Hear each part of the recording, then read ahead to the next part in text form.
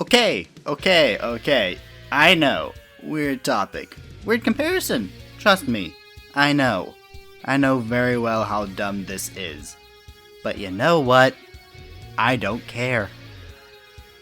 But before we get down to business, I want to give you guys context over all of this and where the idea came from. So, a few months ago, I was binge watching my way through Ultimate Spider-Man on Disney+. It had been years since I saw the show, and I didn't even get to watch the final season when it was airing. Granted, that's because I stopped being interested in the show because, well, I didn't like it. So I decided to get a fresh opinion, and lo and behold, it didn't change my opinion. Or well, it didn't overall change my opinion. While the show is still bad, it's not unwatchable, for the most part. There are even some really great scenes here and there, just not enough good to outweigh the bad I had to trudge through. So after Ultimate Spider-Man, I was stuck on what I wanted to watch. That is until I started playing the mobile game, Duel Links. Not sponsored, by the way. I have been a Yu-Gi-Oh fan before I even knew what anime was. While the show never quite reached the level of love I had for Dragon Ball, I can't deny that I spent a considerable amount of money on the trading cards and DVDs. Yet, that was the original Yu-Gi-Oh! I wasn't able to watch much of GX, I only watched so much of 5Ds, and I didn't even know Zexa was the thing until it was almost over. So, I decided, hey, why not start out with some GX? I like superheroes, and Jaden, or Judai for the sub version, who is the main character of GX. He uses a deck made of superhero-based cards, so yeah, why not? Not to mention it was the first spin-off of the original Yu-Gi-Oh series, which I have watched, so yeah, this was going to be fun. And from that moment on, I became a GX fanboy. So much so that I went to Twitter and made this tweet right here. How is the Yu-Gi-Oh! GX, a show that's so incredibly predictable and has more than its fair share of issues, is still 1,000 times more enjoyable to watch than Ultimate Spider-Man. And that single tweet sent me down a spiral of comparisons the further I got into GX. I've now finished the entire series, read the manga, and am mainly using heroes like everywhere I go online because screw me, I'm a basic bitch, but a bitch that really likes to have fun. Also, since I mentioned the manga, I should say that I am comparing these strictly on their shows. Comics, games, or any other kind of media won't be taken accounted for with this comparison. One 4-season show versus another 4-season show.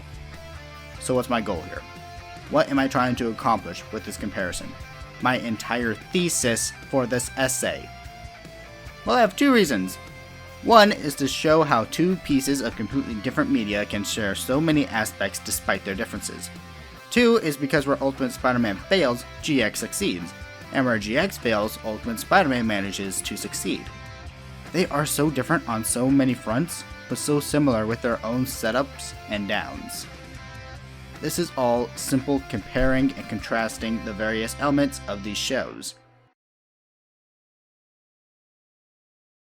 So we'll start with the skin-deep comparisons that can be made between literally anything and everything in animation before I get down into more in-depth comparisons I have later on down the line. In terms of animation, the first thing people notice in a cartoon or anime, it really isn't a contest here between the two. This is partly due to GX being a weekly serialized show, while Ultimate Spider-Man was a seasonal show. While you get some honestly amazing sequences of animation in GX from time to time, hardly any of it compares to the sheer energy and fluidity of animation in Ultimate Spider-Man. For a large margin of GX's runtime, it's limited animation, with a focus on posing and artwork rather than actually making things move. It can make for some really nice screensavers, but not much for anything else. Ultimate Spider-Man was simply beautiful in how it looked and moved, for the most part. Every now and then, especially in Season 3 and 4, you'd see that the quality of the first two seasons went down pretty heavily. You'd still get some great stuff, but none of it really compared to what came before. Yet, even then, yeah, Ultimate Spider-Man kills it in animation. Now let's talk about which one is better presented with the better premise. Ultimate Spider-Man is a cartoon about Spider-Man joining a team of teenage SEAL heroes and is a reboot following after the most beloved Spider-Man cartoon of all time. Hey! Oh, I got the thing on the thing. What do I win? You! I win me? That makes no sense. Yu-Gi-Oh! GX is an anime about Jade and Yuki going to a prestigious school to learn how to better duel in a children's card game and become the king of games. The sequel series to the original and most beloved series in Yu-Gi-Oh! Exodia! Obliterate!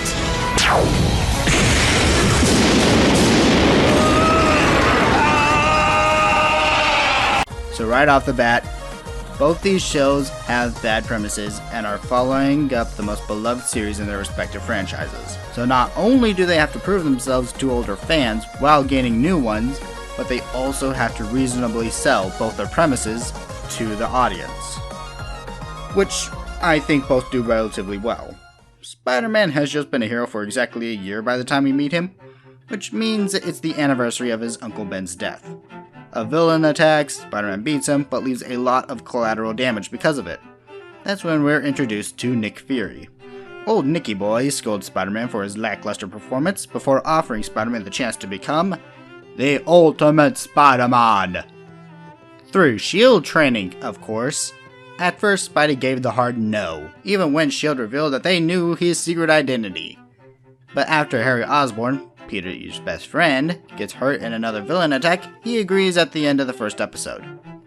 So I like this because these sequences of events give us a very familiar Spider-Man, one that's young but not completely inexperienced. It gives him an opportunity that no other Spider-Man ever had.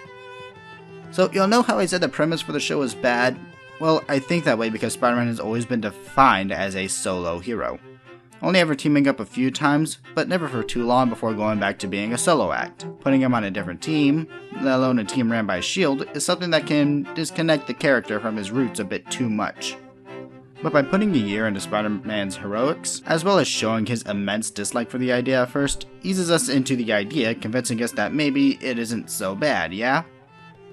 Yu-Gi-Oh! GX, while not as complex as Ultimate Spider-Man's way of introducing us to its premise, I still feel like it works well enough for the series.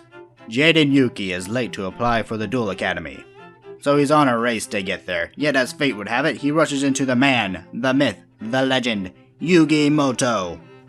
Yet this is after the season finale of Yu-Gi-Oh! So why is he so tall? He's not a Tem.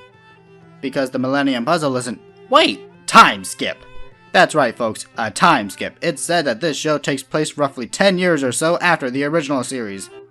Because it's set in the future, but not the distant future, we can understand how a school like Duel Academy could have risen.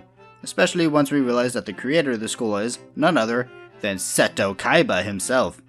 The guy that spent money to make an actual Blue Eyes White Dragon jet, who had an entire theme park for a card game tournament, as well as held the finals for said tournament on a blimp up in the clouds. So with dueling being the most nationally recognized sport and being a legitimate career path, of course he would invest in making a school for it. So already the show managed to justify a school for dueling. Now, of course, it's dumb. But like guys, this is Yu-Gi-Oh! A show where kids save the world through the power of card games. Stupid gets a pass sometimes, as long as it's fun stupid. The episode spends its time introducing important characters in the background, as well as explaining certain aspects of the new dueling world in a really organic way, and introduces us to these characters through small dialogues that do great showing their characters early on, and the duel at the end of the episode was entertaining enough for people to be hooked in. In conclusion, both shows do an exceptional job of selling their audiences on concepts that sound like they really shouldn't work. Yet, can these shows keep their audiences interested in these concepts? I should say now before later, but there will be plenty of spoilers for both shows here. If you haven't seen either of these shows and are planning on it at some point, feel free to go watch them and then come back to watch this. Otherwise, let's get down to the next session. Now the answer to this question is no. Neither of these shows keep you interested in their exact setting. Within the story, both S.H.I.E.L.D. and Duel Academy serve little more other than being the mutual place of gathering for our heroes, as well as an easy way of introducing new antagonists into the fold. Because Duel Academy is certainly big enough for a large range of students to exist, each with their own gimmicks and decks, S.H.I.E.L.D. being the global peacekeeping force that it is, of course has a variety of things to throw at the heroes of the show. Yet this is also a bit of a problem for both shows. For one, GX just isn't interested in using the school setting to actually teach our characters anything meaningful. What they know about dueling, they've pretty much always known about dueling. If you're a naturally good duelist, then it's as if you don't need these classes.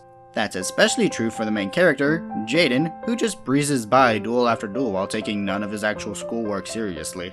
Of course, there are some parts where the school setting actually teaches the viewer more about the game, but those instances are too far and between to really mean anything. Not to mention that students that show up and can be somewhat of a threat, but then will be never seen again for the entire show. Not that any of them were all that interesting aside from their funny English dub accents, but it still would be a way to give the show some continuity there. Now with Ultimate Spider-Man, it makes S.H.I.E.L.D. a boring spy agency. For one, all agents are treated like stormtroopers. The sheer level of useless they are is kinda hilarious. Only Nick Fury and Agent Coulson are even a little bit useful. But even then, they're just side characters that stand around doing nothing. The only purpose they serve is to keep the teams together under them, which, it is fine, just not very interesting. Not to mention that every few episodes something goes horribly wrong and infiltrates the helicarrier. It's such a reused premise in the show that I could make a drinking game out of it. Sometimes it happens multiple times in the same story arc. S.H.I.E.L.D. just doesn't do anything that's worth the presence they have in the show. They're just there around when it's convenient. So, how does Spider-Man counter this problem? Well, it doesn't, really. S.H.I.E.L.D. is only useful when it's needed, but every other time they're kept away because of a horrible excuse the writers made up to keep them that way. I'll go more in depth to that later because while Ultimate Spider-Man suffers this problem, there is one aspect I feel that both this show and GX excel at tremendously, while also failing at in the same breath. Characters! There is not one side character from either of these series that I hate, except for Triton in Ultimate Spider-Man. He is the only one that I truly hate. But then again, his presence in the show is minimal and easily ignorable, like just watch me do this. And he's gone. Forever. We'll never see him again.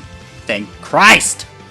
But while we're on the topic of Ultimate Spider-Man side characters, I love all the members of the original team. White Tiger, Power Man, Iron Fist, and Nova. This is the team we spend the most time with. 2 full seasons of them, in fact. These characters are the main reason why seasons 1 and 2 are so great to me, despite a lot of issues. They all have a great chemistry with each other and Spidey, as well as deep motivations for being heroes. Eva Ayala, the latest legacy of the White Tigers. The common sense of the group, with a clear respect for the rules and a desire to do as good as she possibly can in all parts of her life. After having her father taken away from her at a young age, she donned the title of the White Tiger to continue her family's legacy, and for the chance at revenge against the man who took her father, Kraven, the Hunter. Luke Cage, the Power Man, the son of 2 brilliant scientists that made him the hero he is. With unbreakable skin and super strength to boot, he's the heart of the group, a big guy with an even bigger heart. Yet another young hero taken into S.H.I.E.L.D. after his parents were kidnapped. He eventually found them though, so don't worry. Danny Rand, the Iron Fist, heir to a multi-million-dollar company that lived and trained with ancient mystic monks. The resident mystic that also works as the wisdom of the group, as well as arguably the most skilled in hand-to-hand combat among them all. With his hands of iron, he works to prove himself and others that he earned this power himself rather than just being lucky. Last, and certainly not least, Sam Alexander, the last of the Nova Corps in the universe. The goofball egomaniac that often clashes egos with Spider-Man whenever the two interact, trading verbal insults that are actually pretty funny. The young man with a lot of power that learns how to respect Spider-Man as both a leader and a friend, probably the best of these 4. Seriously, I can't stress enough how good these 4 are. But what I sadly do need to stress is that after season 2, they're gone. Dunzo. Finished. Cameos at best. Why? Because Spider-Man decided to build a new team of new warriors, and who are the new warriors? A joke. I mean, they aren't bad, except for Triton, but they are nowhere near as good as the original. Nor do we ever get that much time with them in the first place. They're introduced in a single episode, ignored until the big team up, then they're all ditched for another new team. Granted, I like this team a lot more than I did the new Warriors, But this just made the original team even more obscure. And why is that? Because the new team is comprised completely of spider people. Which, yeah, I like the idea and I do like these characters a lot more. Ben, who should really be Kane, except this monstrosity of the show's Kane, is a good character. A clone of Peter Parker that struggles with his inner demons and finds a family with the Web Warriors. Flash Thompson, well, not as good as his spectacular counterpart. This one showed a lot of development and is good in his own right as Agent Venom. Amadeus Cho, who I don't have an opinion on, because he's basically just the smart one. Really annoying sometimes, especially in his introduction episode and his solo outing with Spider-Man against the Sandman and Doc Ock. Then we have Miles Morales. Yes, that one. The one from A Parallel World. You know, the character that made an Oscar-winning movie? Yeah, you know. He's okay. He's just not doing a lot and is here for mostly fan service than anything else. The last member to join did so right as the show was ending, and is the weirdest member. Mary Jane Watson, wearing the Carnage symbiote, being a hero. I kinda like it, I kinda don't. It's weird because the Carnage symbiote is Carnage, bloodthirsty Carnage. But MJ is a really good character, and even if she was absent for all of Season 3 and most of Season 4. Yet even with the addition of a good team at the end, I still sorely miss the original team. They do nothing of value once they're out of the show. It's as if the show just forgot them for good. They don't even get a goodbye scene in the final episode, for God's sake. And that's just too bad because I really would have liked to say goodbye to them like I was able to for literally every other character. But how do they stack up against GX's side characters? Well, decently enough. I like all of GX's side characters as well. From Cyrus, Sho, all the way to Jesse, Rohan. I don't think I like them as much as I do Ultimate Spider-Man's characters, minus a few that I adore, but there is one thing these side characters have over the ones in Ultimate Spider-Man. I'll tell you once I'm done explaining who these characters are while summarizing their stories. We'll start with the best friend character, the Joey Wheeler of the show, Cyrus Truesdale. One of my personal favorites from early on, as I found his perspective as a younger brother trying to escape the shadow of his more accomplished older siblings to be really relatable, even if his deck is a bit of a mess, but with potential. I would talk about Chumley, but dude disappears early on, so there's really nothing to say about him other than fucking sandwich, cheese sandwich, grilled cheese, whatever. I don't care anymore. So skip on to Alexis, or Asuka, as the sub version calls her. I love all of her duels. She shows to be one of the most competent duelists in the school, and it's always a treat to watch her work. And while she doesn't have much development, her character is strong enough to carry her through the series just fine.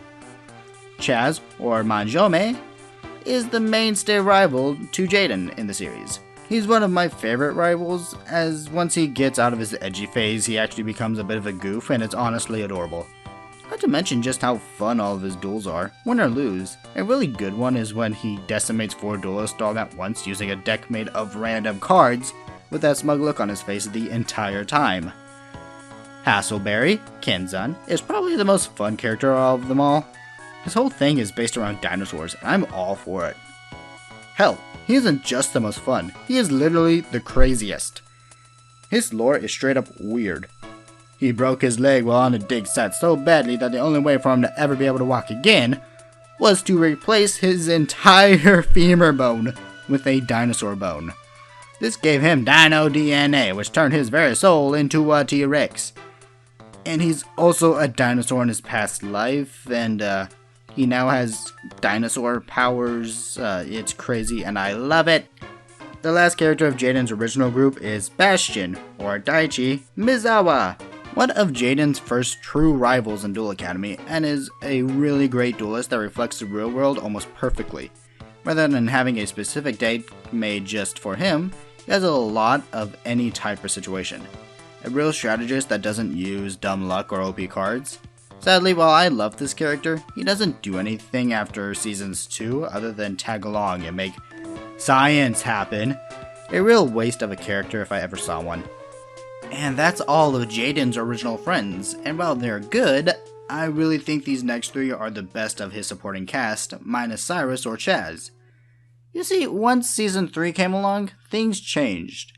Jaden's older friends, while still present, needed to be sidelined for a bit, so to temporarily fill their spot, the show introduced 3 new characters that Jaden would bond with over the season.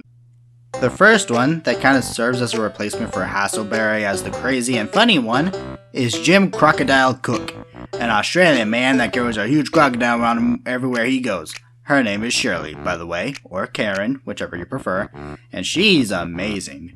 This guy's backstory and lore is pretty much a more intense version of Hasselberry's, but his unique personality is what really sells him as an amazing character. Also, Diana Boy! Next, I give you Axel Brody. At first, it seemed like he'd be a pretty big antagonist to our heroes, but he quickly becomes close friends with Jaden and Co., being an active character in the story, even gaining somewhat of a leadership role, since he's arguably the most experienced and cool-headed of them all. Hell, this dude sacrificed himself to save the world in one of the best story arcs in all of Yu-Gi-Oh! But even then, he doesn't really compare to Jesse Anderson, or Rohan Anderson, the best out of the supporting cast, because out of all of them, he is the one that pushes not just the story forward, but probably some of the best development in the entire series. He as a character added so much to the story of GX, as well as his relationship with Jaden. I won't go into too much detail, as I will later, but an entire arc happens because of him, and it's arguably the best in the entire show. That wraps up the side characters. Overall, I believe that I love the side characters of Ultimate Spider-Man more than I do those of GX. However, only the original 4 teammates. The new Warriors and the Web Warriors are not nearly as interesting or impactful as the 4 original teammates. And them replacing more interesting characters constantly hurt the show the further it went. Even when Jaden gets a new temporary supporting cast, the others are never left behind or forgotten. They may not be as relevant as I want them to be, but at the least they're still there. Except for my boy Bastian. Bastian! No! Bastian! Ultimate Spider-Man ignored the original team all of seasons 3 and 4, reducing them to cameos while giving us inferior characters as replacements. When GX gave us new characters to run with for a while, the show made damn sure to make them as good or better characters than those that came before. And even if I were to include only the original teams, there is one thing that GX has over Ultimate Spider-Man: a conclusion to the characters we grew to know and love. In the final episode of Ultimate Spider-Man, Graduation Day, the episode is spent tying up the final plotline of Dr. Octopus. Yet in this episode, the students of S.H.I.E.L.D. Academy were about to graduate and go on to something. Become official S.H.I.E.L.D. agents. But weren't they already official S.H.I.E.L.D. agents? What changes from this to what's next? What is everyone going to do when the curtains fall? We don't know. It's made out to be this next big step in all of their lives, and yet, what is that step? How are things changing? What's the next chapter in their lives for these characters? We don't know. All of these characters, these unique personalities, people who we have seen develop and grow, and we don't know where they'll end up. We don't know what their dreams are or their plans for the future are.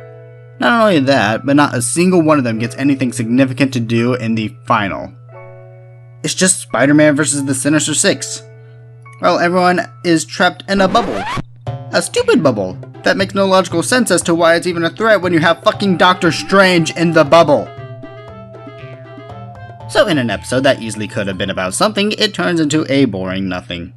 Now let's compare this to the second to final episode about GX, titled Farewell Judai, the Tier 4 graduation ceremony. If you're confused about this and where it came from, well, GX has 4 seasons in all, only 3 of them were dubbed by 4Kids. The last one remains only in sub, so if you never heard of the 4th season, well, this is why. But back on topic, this episode serves as the start to 2 episodes dedicated to saying one simple thing. Goodbye. Goodbye to Jaden, goodbye to Cyrus, to Chaz, and to so many other characters for the final time. Yet unlike the last episode of Ultimate Spider-Man, these episodes have been built up through the entire season. Hell, throughout the entire series.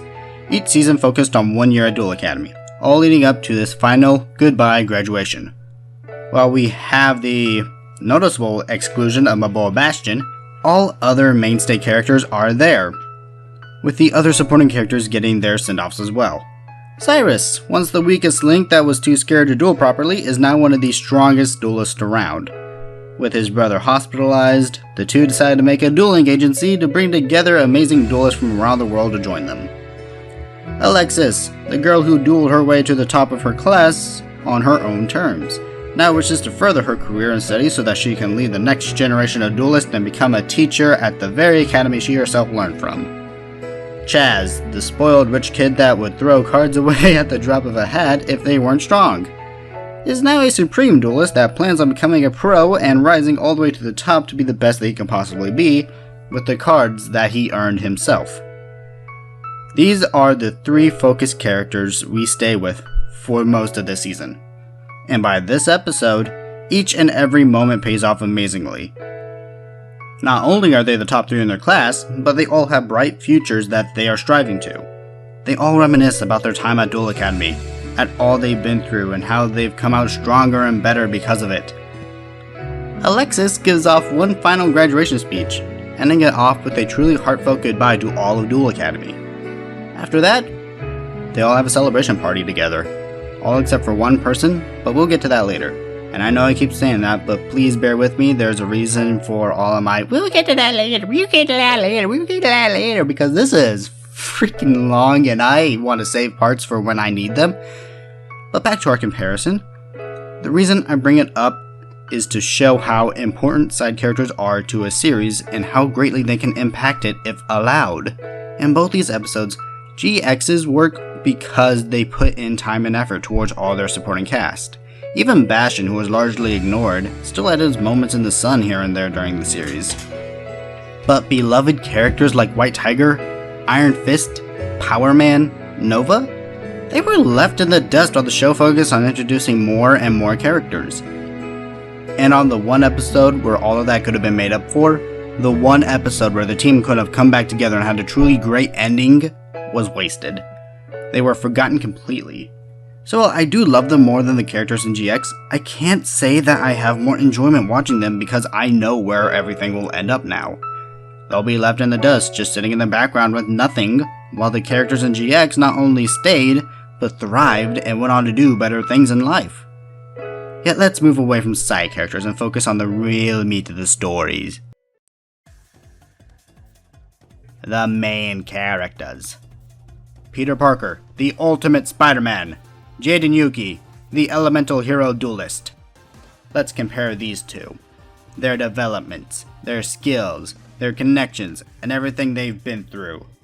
But before we do, I should mention that I have one extremely big bias here. I really dislike this version of Spider-Man. At first glance, he's not terrible, not the worst, and he does have some generally great scenes and moments. But that's only if you watch it at an episode at a time. I made the mistake of binge watching all of Ultimate Spider-Man, and my experience with this version of Spider-Man was the worst for it. I won't go into detail just yet, but you should all be aware of this before we go in, because I will be ragging on him a lot. On the surface level, these two actually seem like very similar characters. Good-hearted teens with brown hair and a fondness of bright red outfits. And while you're not exactly wrong, this only applies to the start of their respective series. As time goes on, Jaden truly changes in so many ways that you don't normally see in a character like him do. At the start, he's this plucky teenager that meets every challenge with a smile on his face and excitement in his blood. Dueling was a game and he loved every second of it. Yet as time went on and threats got bigger, deadlier, he found that he couldn't be as happy and excited about it as he once was. He matures to a young man that has had to fight for his life and the lives of those he cares about, taking on the burden of being the hero all to himself. And you know what? He's kinda tired of it. Of helping his friends with their issues, of getting their asses out of the fire for them. So when season 4 comes around, he kinda doesn't. He's tired of being everyone's hero, so he lets them all fight for themselves and solve their own problems while even giving them the advice they actually need. It's only when he absolutely has to does he go back into hero mode for them. When the world is once more at stake, where he's the only one with the power to stop it, does he step in to save the day against the big bad guy that's pretty underwhelming, but you know what? The story wasn't really about him, so I don't care. Now compare this to what he did in the first, second, and third seasons, where he practically went through all of the henchmen on his own. This attitude bit him hard in the third season, where all of his friends straight up died because of him and his brash and obsessive behavior with being the hero. There is an entire video essay about there explicitly detailing all of Jaden's development through the series, and it's one of the best a protagonist of this franchise has ever gotten. Link to that in the description below if you're interested in it, because now we're switching over to the other main character. Now I know I may come off as a bit rough when I say this, but Spider-Man is the same fucking character from start to finish. I understand that a character doesn't necessarily need development to be a great character, but Spider-Man? He absolutely is. He's someone that makes mistakes and learns from them to do better, to be better. But this version, he goes a couple dozen episodes committing the exact same mistakes and errors only to learn nothing. Take a shot every time he gets into trouble because he blows off S.H.I.E.L.D. or his various teams. That's like a constant issue in so many episodes, and it gets stale real quickly. At the end of the series, it's meant to be a big episode showing off how he's changed for the better. But really? He hasn't changed at all. Oh, sure, he's better at fighting and stuff, but that's all. He's not a better person than he was. He's made zero improvements over himself as a character through 4 whole seasons. Now, I will argue that where the story starts, we've already missed a sizable portion of Spider-Man's development. Uncle Ben, the main driving force of Peter being a hero. Of course, we had to skip one of the most famous origin stories in all the comics, an entire year after his death, and of Peter being Spider-Man. At this point, he already has a sizable rogues gallery and crime stopped under his belt. Yet, we never really see him struggle with being a hero. There are only a few episodes where he starts to doubt himself, but those episodes are so far and in between, as well as covering the same problems, that it works more like character regression than character progression. And that is my biggest problem with this Spider-Man. Nothing changes for him. He reverts to square one at the start of every episode. And that's really too bad, as there are some legitimate good parts where his character could have grown from, but he doesn't. With Jaden, he stayed roughly the same from season 1 to season 2. Yet in a really weird way, him remaining like this for those first 2 seasons served to strengthen his progression as a character in both seasons 3 and 4. Seeing a character that was so fun-loving, being broken down piece by piece in season 3, and having to slowly rebuild himself in season 4, was such an amazing experience to watch. I'm not saying that Ultimate Spider-Man had to take this route, but I would have liked anything rather than the nothing that they gave us. What's worse is that in the final few episodes, the show goes out of its way to say he has changed, and that he is better than what he was at the start. Which technically, yes, he is better, but not as a character as they're trying to imply.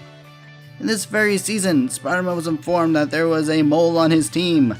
This could have been an interesting plot point if he wasn't being stupid about it. He decided to trust his newest team, the Web Warriors, over all of his close friends and teammates. For some characters, I get it. I really do. But he outright ignores the chance that he was telling the mole all of this. Which he was, because he trusted people with a spire on his chest more than his actual friends. He didn't make that decision because of his character. He made that decision because it's what the story needed to do at the time. They try to make it seem like he grew from this experience, but you can't make someone grow from a mistake that they wouldn't have made in the first place. This isn't character progression, it's nothing. Meaningless and poor characterization for the sake of a story that could have been interesting if Spider-Man was allowed to act like Spider-Man.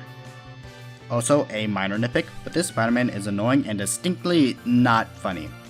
At least after the first 2 seasons. Don't get me wrong, Jaden wasn't that hilarious either, but he at least got me to chuckle more times than not when he did crack a joke. Spider-Man though? His fourth wall breaking humor was poor and his quips were awkward. I could probably count the number of times I actually chuckled on a single hand. Do you know why that's horrible? Because he says a joke nearly every 5 seconds. I don't need to be roaring with laughter, but don't make me cringe anytime one of my favorite heroes in fiction opens their mouth. To be fair, he has a decent amount of really good scenes. The one in the episode with Nightmare, Doctor Strange, and Danny where he met Uncle Ben in a dream was really great, but That's just one scene in an overall decent episode. If the writing was something like this for the entire series, then I would love the show, but it ain't. If I can't rant passionately about Spider-Man in a positive light, then you fucked up somewhere, because I love Spider-Man a lot, but Ultimate Spider-Man? He's nothing but a hollow shell of what Spider-Man could be, and saying that hurts me on both a physical and emotional level. But you know, I think we should move on. I'm tired of speaking negatively about Spider-Man, so now with my bias out of the way, let's move away from this dead horse so that I can talk about some characters that don't make me aggressively depressed. Antagonist! I'm talking two of the best antagonists from both of these series and bringing them together to compare. And let me tell you, I like all of these characters. For the most part, I have some issues with a few of them, but nothing that makes me hate them or anything like that. To represent the best of GX, I give you Bell, Jaden's favorite yandere monster spirit, who I actually prefer in the dub than the sub. I'm sorry, it's just that I find her voice acting in the dub to be more creepy than what it is in the sub. And to help her is Zane Truesdale, or as he's better known as, Hell Kaiser, the most badass character in this entire series and arguably one of the best in all of Yu-Gi-Oh! Or at least one of the best rivals antagonists in Yu-Gi-Oh!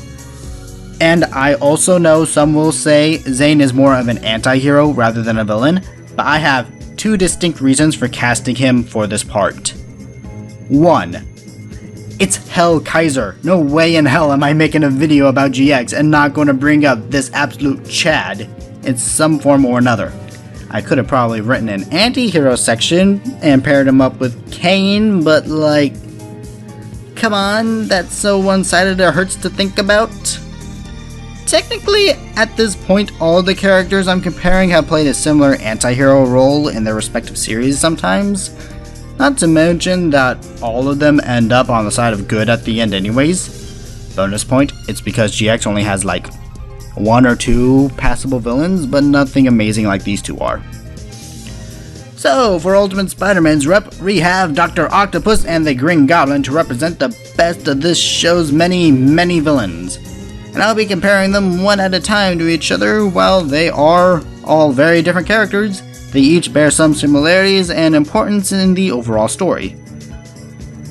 Each one of them managed to really shake things up for both better and worse in some really bizarre ways. Yet, as I do with so many others, I will have more than a few nitpicks with each of them. So without further ado, I present to you all the first villain I'll be talking about, the Green Goblin! To start off, I love his design in that he's basically a mismatch of all the best aspects of both the Ultimate Goblin and the 616 Goblin. A monster with insane amounts of strength and durability, as well as having all the cunning and technology of Norman Osborn at his fingertips. The first villain to ever truly get under Spidey's skin, as well as constantly test him and his team. Outplaying S.H.I.E.L.D. at nearly every turn, truly a villain to be reckoned with. Taking sick satisfaction in tormenting Spider-Man at every turn for his own personal gain. Every time the Goblin was on screen, it was as if the show's quality spiked up hard. He is such an energetic and sinister villain that really challenges the core cast whenever he's around, even when he's Norman Osborn, almost constantly plotting and scheming through the entire show. Sometimes not even against Spider-Man, but against other villains like Doc Ock. I would argue that Norman is one of the most well-developed characters in the series, probably the most since he's one of the few that's been there from the start and has stayed relevant through each and every season. From the very first episode, where he has Auto send bad guys to try and capture Spider-Man, all the way to the last episode where he's actually helping Spider-Man save the day. Okay, I am actually very mixed on that last one. I mean, on one hand, it's an interesting way to take his character. On the other, it comes out of nowhere in the final episode as an easy/convenient way to give Spider-Man his powers back. It's not only super convenient, but also devalues Peter's identity even more than it already has been in the series. Now yes, I'm okay with Peter's identity being revealed to people. However, what I'm not okay with is how everyone kept finding out one after the other. Norman Osborn especially. They try to explain it with him getting his memories back from when he figured it out as the Goblin, but then why give him amnesia at all, and why wait until the final episode to reveal it out of the blue like that? Yeah, my only gripe is how he knows who Spider-Man is under the mask in the final episode, and overall minor gripe, but Jesus, do I really dislike this final episode? It wasn't done well. I feel like there were better ways to do it.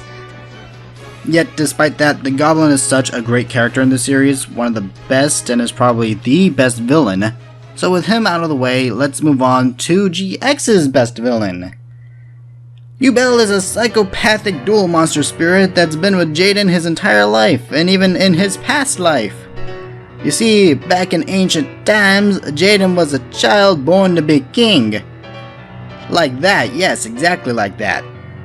Yubel was not only born, but magically altered to be Jaden's guardian throughout all of his life, including his reincarnations. Yet as time went on, Yubel became super possessive and protective of Jaden, hurting any and all that would even look at him the wrong way. This got worse when her spirit was captured in a Duel Monsters card, where every time Jaden lost a duel as a kid, she would actually put the other person into a coma. A coma which is implied that they never woke up from. Fair warning, shit gets crazy from this point on. Like really crazy. Batshit insane. You may think you're ready, but you are not ready for this. If you say you are, then I don't believe you. Okay, so to summarize, Yubel gets shipped off to space by the request of Jaden because he thought that sending their dual spirit out there would help it become more chill, so that one day if Yubel ever came back, they wouldn't hurt anyone anymore. Instead of that, the small capsule holding Yubel's card gets sent through some ancient evil space radiation known as the Light of Destruction. That's been kind of a background antagonist since Season 2. Because of this, Yubel suffered through a lot of pain, and because of their relationship with Jaden, they started to get some twisted idea that Jaden put them through this because he loves them. As such, they now see causing pain as a sign of love. The pod crash lands, releasing Yubel and allowing them to come up with a plan of how to show Jaden their love. By going full spirit form, manipulating a grieving father that they can reunite him with his dead son, using the energy the father gathers to not only give themselves a semi-physical form, but also uses that energy to send the entire school into a separate dimension where dual monsters are real. They then start picking off all of Jaden's friends one by one, putting them under mind control and forcing them to duel everyone not under mind control. Oh, they also possess some random kid that's related to this asshole, and it's like, whatever, doesn't really matter. Final duel, holy crap, they're facing off against Jaden, he's probably going to win, except for he doesn't. Yeah, y'all heard me, Jaden doesn't undo their plans to take everything away from him and save the day. No, it's actually Jesse, coming out of nowhere as the real MVP and sacrificing himself in the process. Which coincidentally helps Yubel, since after this, they possess Jesse and use his body/sacrifice to further screw with Jaden. Seriously, this shit is crazy and I love all of it. Not only is Yubel menacing, but her relationship with Jaden is such an interesting dynamic for the main villain. I mean, nowadays, psychotic yandere GFs are low-key a dime a dozen, but back then in the early 2000s, let alone in a kid's cartoon, who did some legitimately fucked up things to not only screw over those around Jaden, but to mess with Jaden himself, all because they wanted to show their love for him like she believed he did them. Also, did I mention that while they were in space, they still had a mental connection to Jaden? Showing him visions of how much the Light of Destruction was truly hurting and corrupting her? Giving Jaden some truly awful nightmares that required some extensive forms of therapy. Really extensive. To the point where in order for him to sleep, he was forced to repress all of his memories of Yubel and his connection with them. So when they showed up again, he truly had no idea who they were until he started to slowly remember as time went on. After going through a lot of stuff, for the Season 3 finale, Jaden faces off against Yubel properly. He gets over his doubts and anxieties. She learns that this entire time, he's been going against her, not for her sake, but for the sake of his friends, and basically has another mental breakdown because of it and gets even more aggressive. The duel ends not by Jaden beating Yubel, but by using the spell card, Super Polymerization, to merge their souls together. Yubel is such an interesting antagonist that did so much despite honestly not having all that much screen time.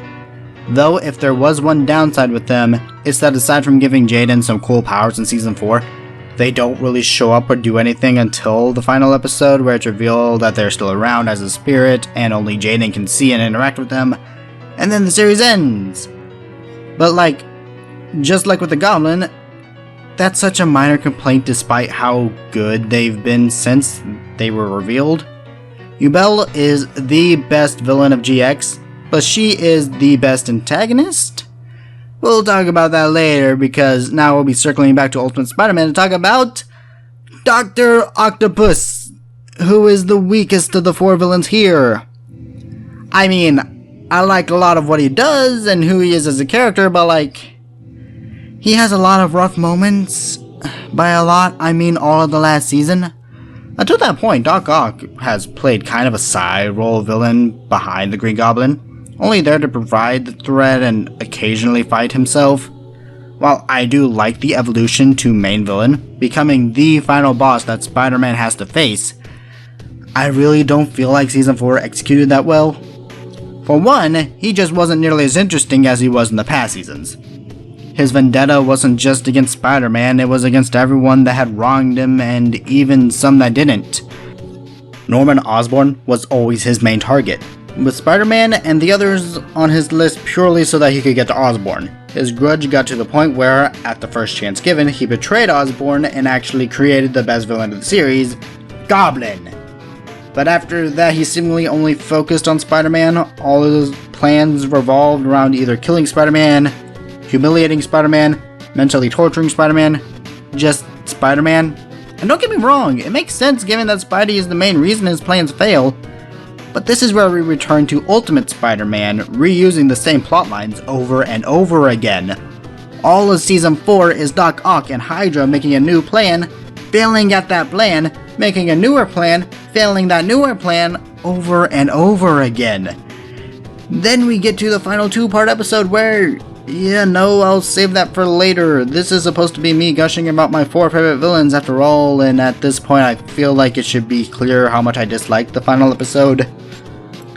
So yeah, that episode where he steals Stark Tech was awesome, plus the one where he teams up with Loki, and the one where he tries to take on Spider-Man by himself, and the original Sinister Six despite how only half of the roster didn't really have a reason to join a team specifically to kill Spider-Man. Yeah, he does a lot of cool and interesting things when he's around for the first few seasons. Sorry, but I don't have a lot more to say about Ock, so let's move on to GX's final antagonist, Zane Truesdale, or as I will be referring to him as Kaiser. The Hell Kaiser. The first duelist in the show to not only beat Jaden, but to absolutely overwhelm him.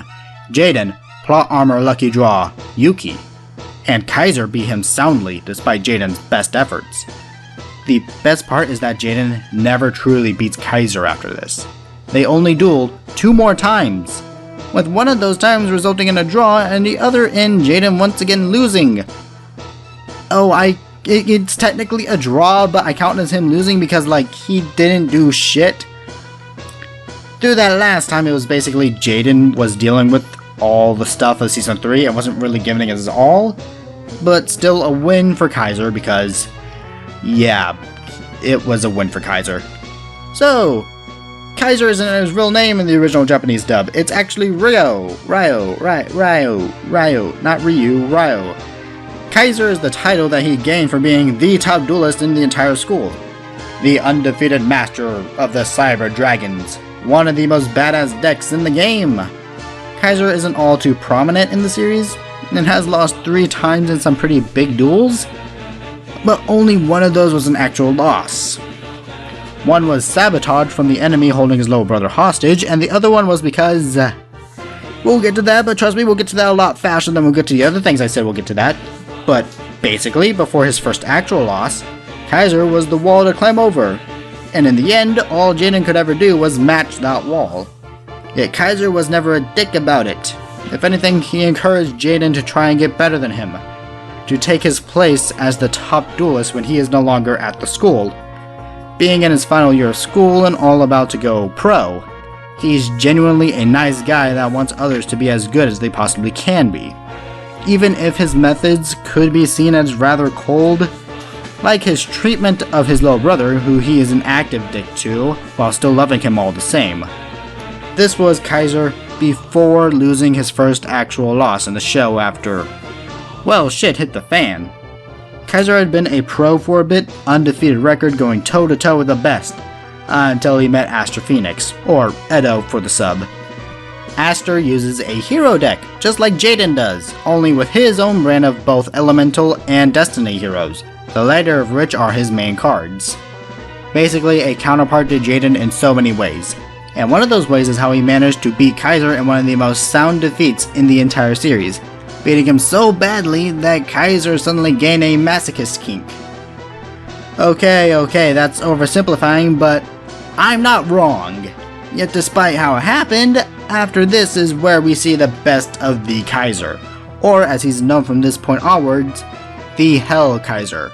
Now a much more ruthless man, he uses his deck to crush any and all in his way to the top, blasting through duelist after duelist, of which includes his former teacher and his own little brother, even subjecting his little brother to the same kinds of pain he gets when dueling via shot caller.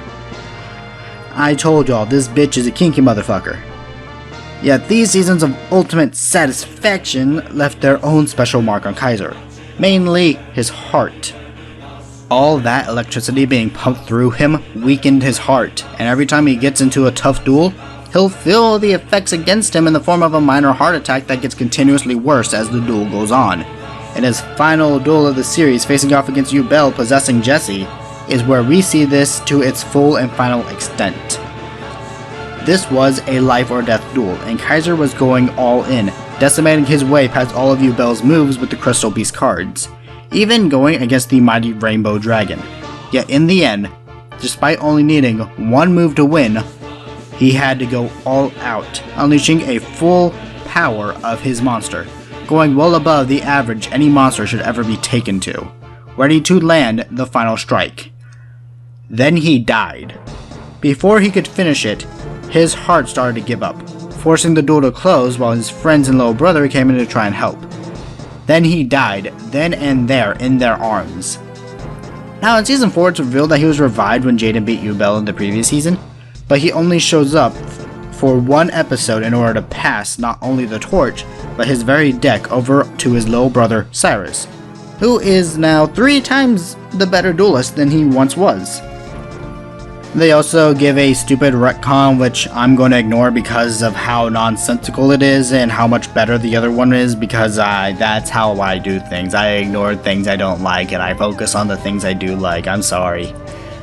Now you may find yourself wondering why I talk so much about the GX antagonist when compared to the Ultimate Spider-Man, and to answer your questions, GX just gave me so much more to talk about. When it comes to Green Jaws and Dr. Plastic Surgery, they have so many episodes to themselves that are smaller stories that don't feel all that consequential or impactful. Sometimes they show up for no reason other than to piss Spider-Man off that week.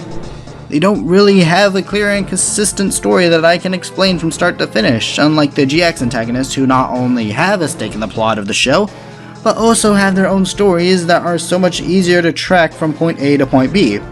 Otto and Gigi's development happen randomly when the show decides they want to do that this episode, while Ubel and Kaiser are some of the main driving forces behind the entire plot, Ubel more so than Kaiser. Does that mean I like GX's antagonists more? Well, not exactly. Despite having a more clear story, theirs often relies on a lot of suspension of disbelief and convoluted story points to make them work. If I had to rank them from my favorite to least favorite, it'd go Goblin, Kaiser, Ubel, Doc Ock. Goblin is the perfect foil to Spider-Man, able to match him and his team and shield multiple times, and even outwitting them with little ease. Kaiser is just so damn fun to watch. Ubel is super interesting with so much uniqueness around them. Otto is a dedicated psychopath. Enough said. Despite how he was treated in the final episode of Ultimate Spider-Man, which I'm finally getting to. That's right, folks, the final round, judging both of these shows based on their final 2 multi-episode finales. And if you've been paying attention, then you'll already know where I'm going to go with this. I am once again going to be majorly praising GX's ending while bashing Ultimate Spider-Man's ending with a brick. It's going to be bloody. I'm really sorry, but it's such a horrible ending, which is why I'm going to start out by talking about it, because I want to end this on a positive note. And by positive, I mean it'll probably be a note to end on. Maybe not positive, maybe not negative, but anyway, it's graduation day, and Peter is getting ready to go out to the ceremony with his Aunt May when, out of the blue, Beefcake Ox shows up right in his dining room, eating his breakfast, the audacity on display. Now this is a good setup, and Peter's reaction is actually really cool to see. Rather than be cowering down to Doc's demands, he bares his teeth and uses shield to shield his aunt from the madman, something that does speak true to the character of Spider-Man. But it'd be much better without Peter's constant use of fourth wall breaking, which is just tiresome, being used 4 times in the first 4 minutes of the episode. So once Spidey leaves Aunt May at S.H.I.E.L.D., he and his various teams go on a manhunt for Ock and the new Sinister Six, and for the first time in seasons, he finally teams up with the OG team, and they hardly get any lines, especially Ava and Danny. They only get 2 or 3 each, and at least Luke and Sam have some fun banter while bagging Scorpion and a lizard crossbones, but as soon as they're all back, they're gone from the episode and we move on to the new Warriors. I've avoided talking about them because they're just nothing. They don't matter. They could be replaced with literally any other young superhero team. I don't care for them at all, so this part, despite having Kraven, is very boring. Also, Trident is here, and I hate Trident. They get Kraven and Vulture before Spidey moves on. Next he meets up with the Web Warriors, who are currently dealing with Rhino, which is interesting because of his relationship with Flash, Agent Venom, and they give Rhino a stupid freeze bath. Comes out of nowhere and starts to fight all of the Web Warriors at once and is taken out so easily. It's a trap. When I watched this episode for the first time, I knew it was a trap, and if I know it's a trap, the characters should know. Spider-Man more than anyone, after all the times Ock has managed to pull the wool over their heads, and he accepts that he went down. Just like that, a simple shock and he's out. I call bull. So yeah, anyway, the ceremony gets underway, and Spidey goes to get Aunt May, and you'll never guess what happens. Ock did it again! He breaks himself and his teammates out, bringing the entire Sinister Six together. They capture Aunt May, pin Peter down, and offer him an ultimatum. Give up his powers, or watch as Ock kills his aunt. And normally, these stakes would be amazing for a Spider-Man story. A true dilemma for Spider-Man to try and overcome. Only it feels so hollow. Let me explain. Peter underestimated Ock, when it didn't make any sense to. Not character-wise, not story-wise, nothing. He's damn well familiar with Ock and his tricks at that point in time, that he should have seen this coming easily like everyone else with any actual critical thinking would have. But because the story demanded it happen, it happened. And now he's in a situation where, what the hell? What the hell is this? He's being pinned by Scorpion and Kraven. Bull crap. Spider-Man has proved to be their physical superior time and time again. And this time, Kraven doesn't even have armor. With his strength and agility, he can easily break their hold and get to his aunt before Doc can do anything. So now the story nerfs Spider-Man's abilities along with his reasoning skills. This is even more infuriating as Ock actively gets closer to punching range of Spider-Man. Yet, he does nothing. No, he goes on this long rant about it being the responsible thing to give up his powers for Aunt May, and maybe I'd believe him if he weren't 1,000,001 ways to get out. And when the villains unpin him, he grabs the device and injects himself. Are you fucking kidding me right now, mate? You know what? Bug it, whatever. Spider-Man loses his powers. Ock traps them, both him and Aunt May, inside a cell, and then traps the heroes that came to the ceremony in a bubble shield. Have I mentioned how much this episode pisses me off for how dumb it is? The Avengers are trapped in a bubble. Doctor Strange, the guy that can travel to alternate realities, is trapped in a bubble. Ant-Man, who can shrink himself into the microverse, is trapped in a bubble. Cloak, whose whole thing is teleportation, is trapped in a bubble. There is no way that this bubble should be nearly enough. But what pisses me off more about it, they can dig. You heard me right. They can dig their way out. Thor, trying to stop the barrier, is being pushed back, and as he is, the ground underneath him is buckling. And the bubble, it's referred to as a dome. They can dig underneath it, but they don't? No, because Spider-Man couldn't save them all at the last second if it was that easy. I hate this so much. So anyway, powerless, Spider-Man escapes, keeps Aunt May safe, and steals a jetpack and shield equipment to go and get his powers back at the place he got them, Oscorp. There he meets Norman, who is more than happy to help Spider-Man get his powers back. Which is where Spidey reveals. Oh wait, Norman knew Spidey was Peter Parker because he just so happens to get his memories back a while ago and decided to just keep quiet about it. I'm not angry at this revelation, but it came out of nowhere at the end of the series, so it takes me out of an already bad set of episodes. Like, it's just mediocre placed on top of bad, which just makes the bad even more bad. But anyway, so they set out to make a serum to give Spider-Man his powers back before...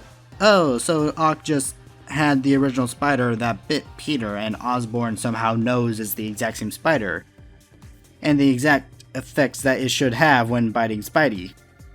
To stop this from being too convenient, Ock comes around with his lackeys to slaughter Norman and are surprised to find Spidey there. And Peter, thinking he has his powers, gets brushed away with ease because, oh hey, an actually interesting element. Well, turns out, being Spider-Man for so long has made him immune to the spider's radioactive venom. A second bite won't work unless they find a way around it. Spoiler alert, they do. And Ock brings down all of Oscorp, and yet Spider-Man and Norman are relatively fine. Especially since Spider-Man now has his powers back. Hooray! But the Sinister Six, how will he ever? He takes the same weapon Ock used to get rid of his powers and uses it on Vulture, Rhino, and the Lizard, all in one go. On the first try, no less. The Scorpion comes around, who he knocks out with a single kick.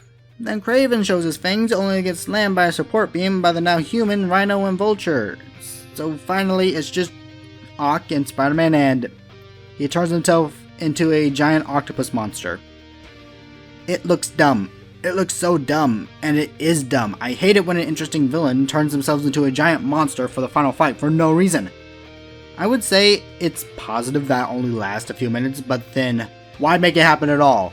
Why do it if it's only going to last for a few seconds? Why couldn't we have just had a good fight between Ock and Spider-Man? We could have had an epic final fight between Spidey and Ock with our ideals and motivations showing on their sleeves, but no, giant monster that does nothing but destroy a few buildings and scare some people. Then once he cured, 5 minutes later he's all, "Why would you save me, Mr. Spider-Man?" As if he hasn't spent years studying Spider-Man inside and out. He saved your ass because that's what he does, dipshit. This gives Ock a super sudden change of heart, so he helps Spider-Man release the heroes from the bubble. The end. Done. I hate this episode so much. It fails at nearly everything when it comes to its premise and execution. It has nothing of value. No one, aside from Spidey and Ock, has any real effect on the plot of these two episodes, leaving so many fan favorites in the dust when it would have been so much better to let them do things, to let them help a powerless Spider-Man against the Sinister Six.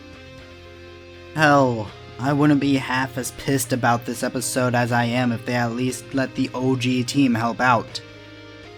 I would have taken even the Web Warriors, but no, this is Spider-Man's cartoon. He can't share the spotlight with anyone. You know what? Fine, then at the very least give us an actual good way of keeping the others out of it than some stupid, shrinking bubble.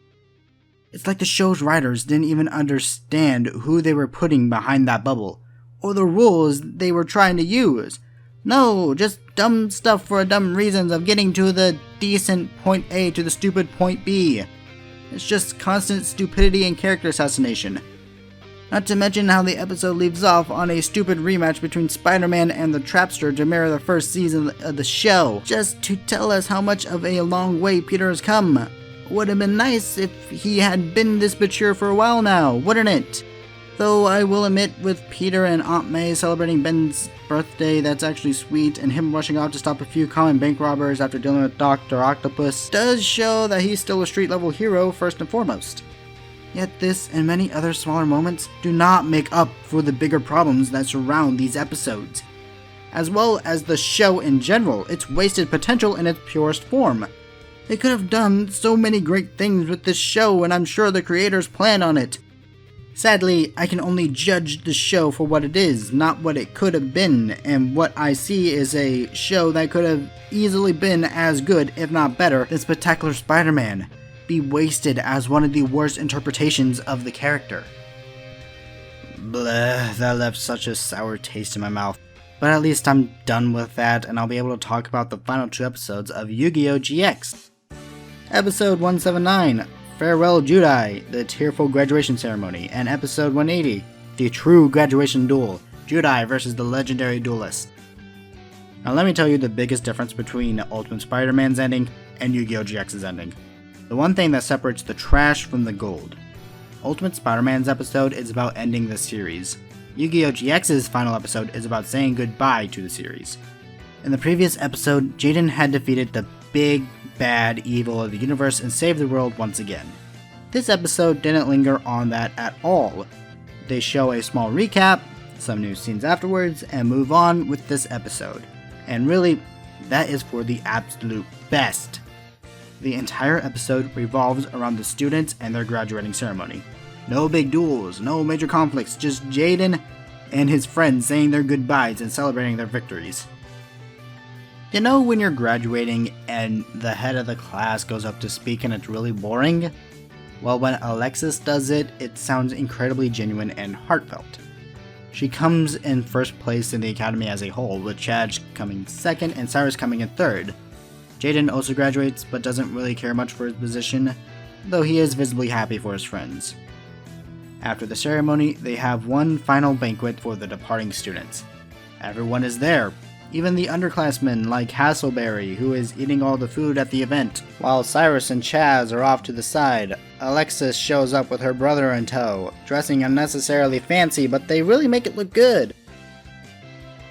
As the party goes on, the headmaster congratulates all the students for their final night on Duel Academy Island, and despite spending most of Season 3 away from the island, we still spent so much time here that I'm actually a little sad knowing that this is the end. Like I said when talking about the characters, all of them have a future ahead, goals that they are striving for, and when they reach those goals, it's very likely that they'll hardly ever see each other again. It's not just us as the audience saying goodbye to the show, it's the characters saying goodbye to each other as well. They even squeeze in goodbyes for Jesse and Axel while they were at it. As well as Professor Crowler, who was that one generic mean teacher that wanted to fail the students before slowly coming over to being one of their biggest supporters. Even going on to be sad that so many of his favorite students are leaving the school now. During all of this talking, they very quickly pick up on the absence of a very certain someone. Someone who you can all probably guess. Jaden is nowhere to be seen at the celebration party. So, where is he exactly? He's in the Slifer Red dorm, the same room he's been since the start of the show, gathering his things and getting ready to leave the island once and for all. But the spirit of his former teacher and the cat Pharaoh talking with him, questioning both his decision to leave and about what's next for him. That's when Jaden expresses his desire to travel the world and help people with his ability. Ubel shows for only a bit, seemingly happy to be with Jaden on his future journey. The professor, Banner, in the dub, comments how this will very well be the last time they ever meet, which is kinda sad, because without Jaden around, he'd have no one to communicate or talk with. This spirit seems to be at peace with that, oddly enough, before revealing himself in the final scenes of the episode that, hey, he tagged along! Though outside, Alexis is staring off into the world around her, aware that Jaden has probably already left. Jesse and Axel come by to start some small talk, and they all start to talk about whether or not he's already left. Yet no one seems angry or sad about it, almost like they expected for that to be the case. Alexis comments that's just how Jaden is, with Jesse and Axel knowing that one day they'll see him again. The scene ending with Alexis giving a small nod, agreeing with them. And that's the last we see of Jaden's friends, as the next scene starts with Ring Kuribo materializing in front of Jaden before taking off towards the school. What could be so important in the school that Jaden had to be there? Well, he had a special guest waiting for him. For some context, which I think I already told you guys, but you know what, just to recap a little because this video is so damn long. For context, back in the first season of the show, there was an episode where Yugi, the protagonist from the original show, had his deck go on a kind of tour to be showcased. That landed it in Duel Academy, where it has been since, in a display case that showed some of Yugi's most famous and powerful cards, minus some obvious exceptions. For even more context, in the very first episode, before Jaden came to Duel Academy, he was desperately running to make it to the entrance exam. On the way, he just so happened to bump into the one and only Yugi, who gave him the Wing Karibo in the first place. Since, the small monster has been one of Jaden's most reliable cards, saving him from certain defeat on multiple occasions. With this context in place, you should now be fully aware of just who Jaden's mysterious visitor is. So, covered in the shadows, Yugi challenges Jaden for one true graduation duel, as a test and to give the hero duelist back something he lost since Season 3. Only, it isn't Yugi who's going to be dueling Jaden, or at least not the current Yugi. So with the power of Wing Karibo, at the call of Yugi, Jaden is sent way back into the past, more than a decade ago at this point, where he meets Yugi at the prime of his power, Millennium item and all.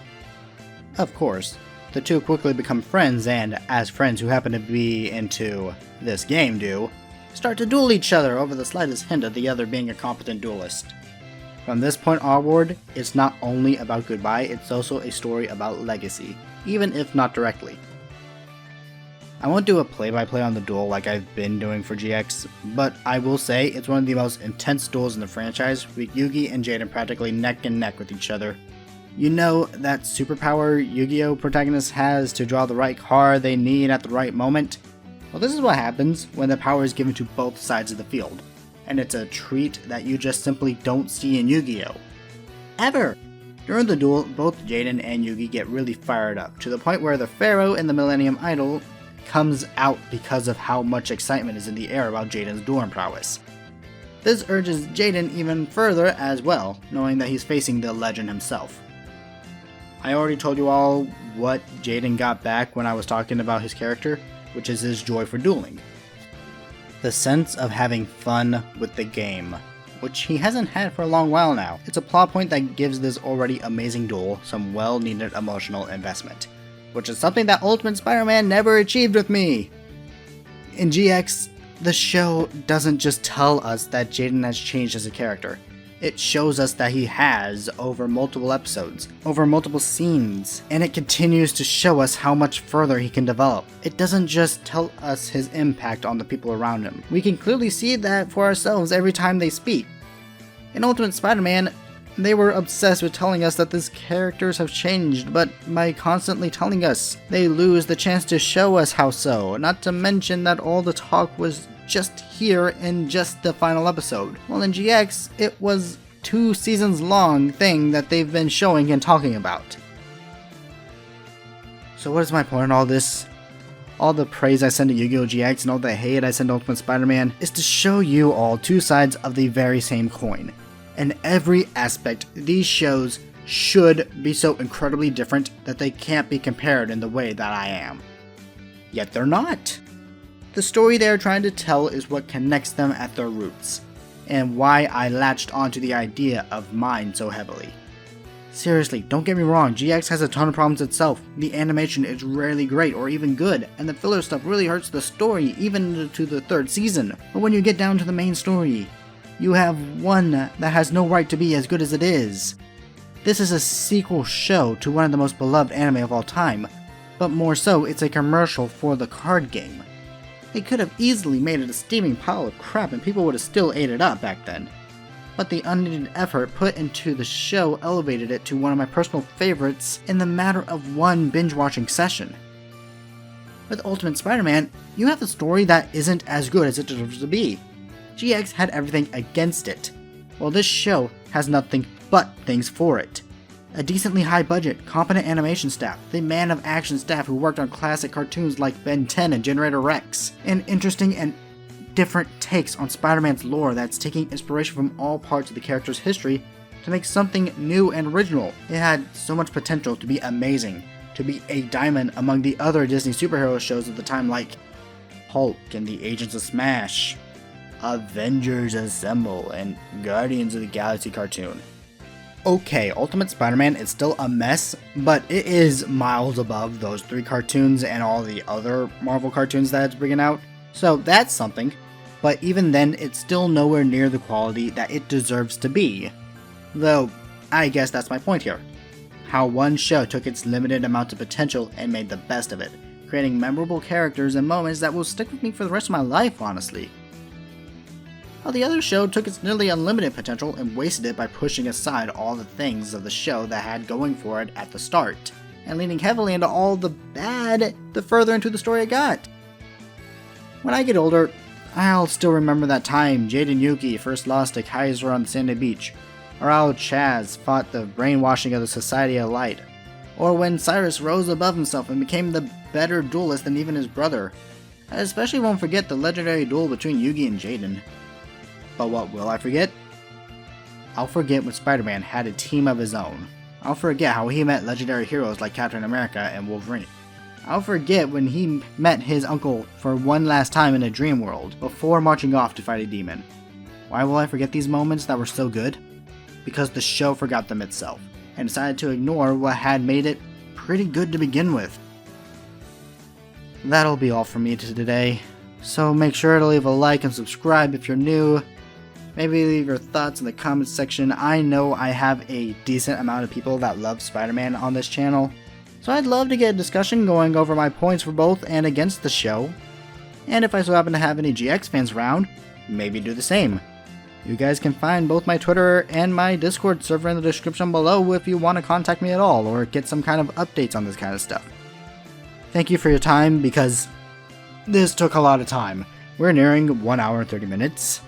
And that's, wow, my throat kind of hurts after talking so long, and I don't know what I'm going to do after this. I'm probably just going to sit down and lay my head for the rest of this everything. Thank you for your time, I say once again, and for listening to me rant about 2 of my favorite subjects in the world, heroes and storytelling.